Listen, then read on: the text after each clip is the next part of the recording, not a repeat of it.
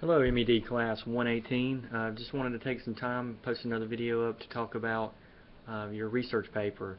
I actually got to see you guys today in MED 110, trying to put some faces with names. Pictures on the Moodle site actually helps because I can try to work on that.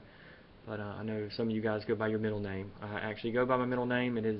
First name's Jeremy and middle name is Bart, so I know how that is. So it was good to put some faces with names today, do a little juggling for you, and welcome you to the medical assisting program. Let's talk about this research paper. We put some guidelines online about the research paper, MLA formatting, but I wanted to further discuss with you kind of how I want this paper written. We have the Writing Center, and you will see all those links up about resources to get you ready. I am requiring everyone to go to the Writing Center. When you go to the Writing Center with your rough draft, they'll help you work with the paper and give you a sheet saying that you've been there. You can upload your rough draft, but just make sure you keep that sheet and provide that under my door at the designated time, which I'll give you for the rough draft that week, to just slide it under there. Or if you're my medical 121 class, MED 121, you could just give it to me then. I've never required this in the past, but a lot of students really do not understand MLA formatting, and we can all use work, including myself, a little bit more writing techniques, and they are experts over at the Writing Center, so that's why I'm requiring that.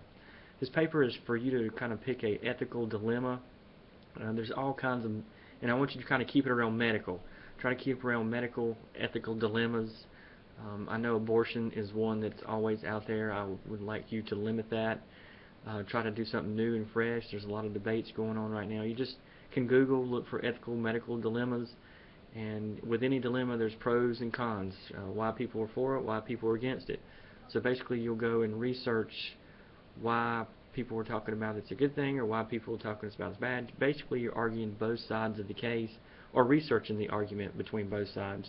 And after you do your research, probably this 5-page paper, first 2-3 pages will be talking about the research you've done, about the pros and the cons, and the last portion of the paper, actually my favorite portion of the paper, is usually about the last page and a half, and that really talks about, well, after I've read the pros and I've read the cons, here's my opinion on the ethical dilemma and how I feel about it. Basically, in a nutshell, that's what the paper's about. You'll have some time to work on it. I've actually had, I think, 2 weeks in Moodle. I always keep an eye on Moodle because it can change frequently. Weeks off from assignments, just so you can work on that research.